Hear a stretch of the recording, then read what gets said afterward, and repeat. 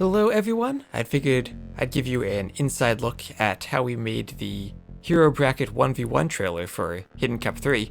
Now if you're familiar with Aoe2 on YouTube, you know that years and years ago there were maybe 3 Aoe2 videos in total. There was how to trap and kill 10 war elephants, what you always wanted to know, and this Hero 1v1 battle scenario where William Wallace beats Genghis Khan because there's no micro.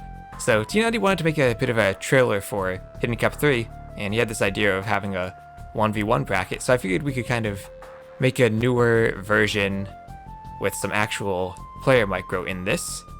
And I have this scenario uploaded on Aoe2D's mod workshop, so if you want to download it and take a look at it and watch the AI control the units or even play through it yourself, you can. So what we have here is we wanted to do everything in one take. So we have 16 hero units with 8 1v1s in the first round, and we started with these nice little arenas, which I just map copied and then added some scenery to each of them. And we have them fight, and then the winner gets teleported to the next round, and continuing all the way until we get a champion who gets teleported over here to the end, and then that unit wins and is crowned the hero of all of the heroes, the mightiest of all the heroes.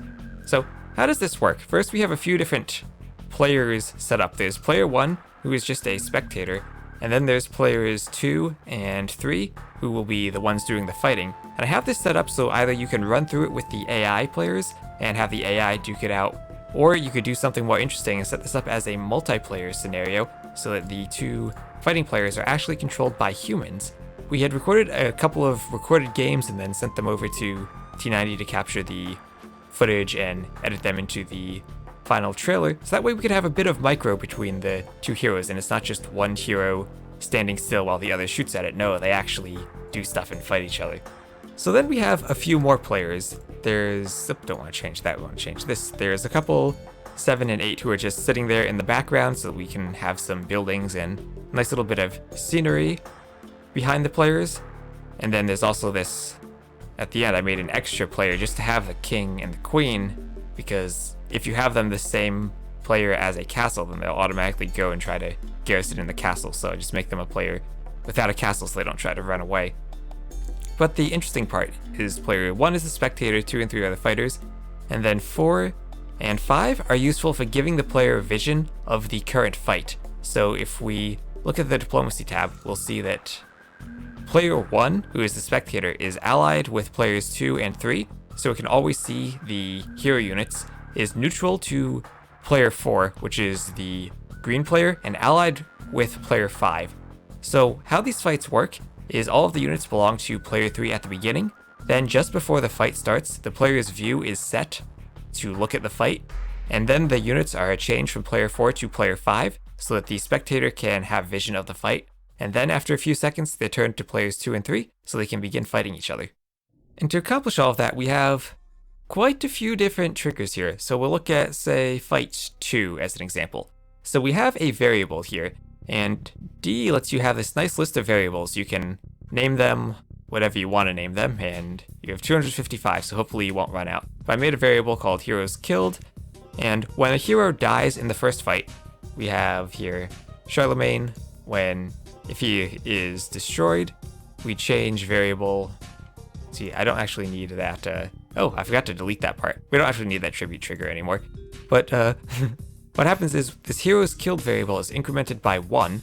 So when that happens, the condition is the value hits 1, so we begin fight 2, at which point we activate setting up trigger 2 and change ownership of these so they're no longer under control of players 2 and 3, the fighters, and go back to control of this background player.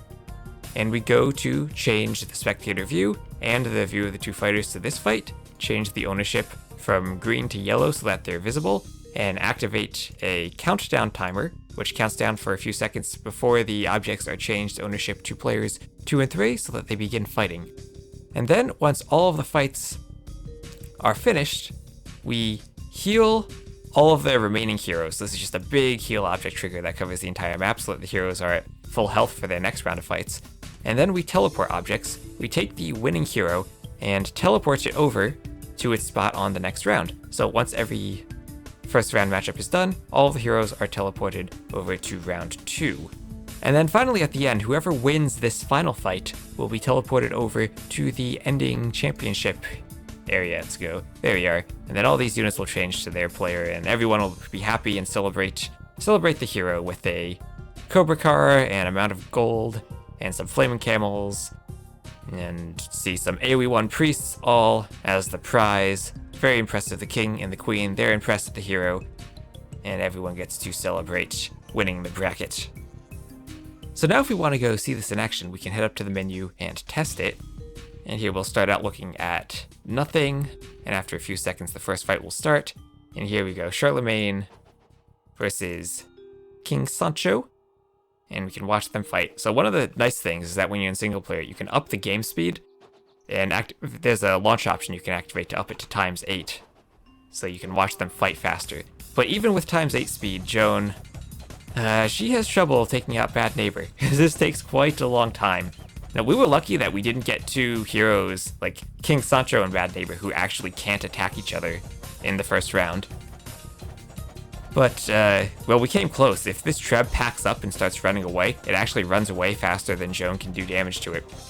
But one of the really nice things is DE finally implemented the one of the user patch features where you can do Control-Shift and then one of the function keys. So Control-Shift F3 puts me in control of this unit.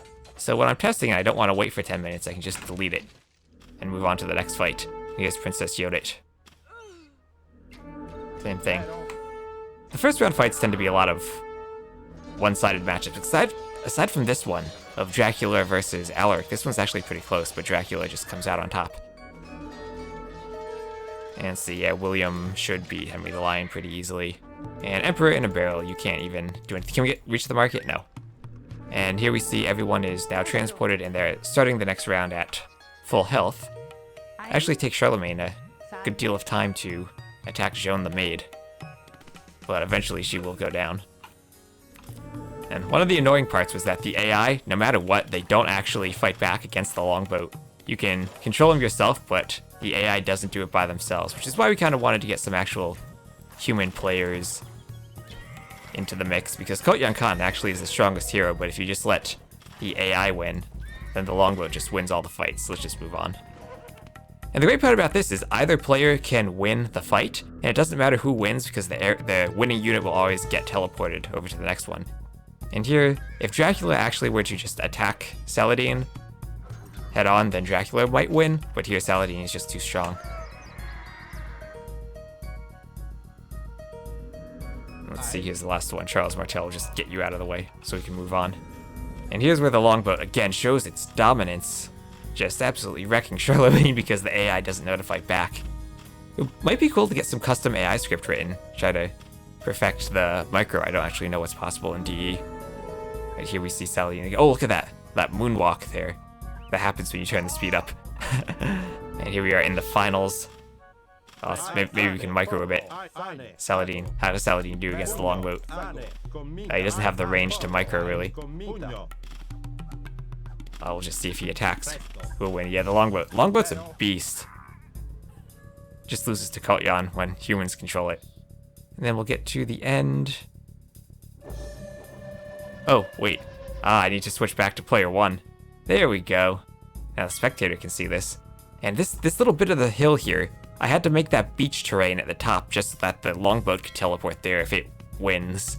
And of course in the actual wreck you saw, Phil still got defeated because he helped play this in multiplayer. But anyway, just a quick look at the scenario. Like I said, you can download it and mess around with it, change it if you want to, add in different heroes, play around with it with your friends in multiplayer, or even just watch the AI go at it. So thank you all very much for watching, and I'll see you next time.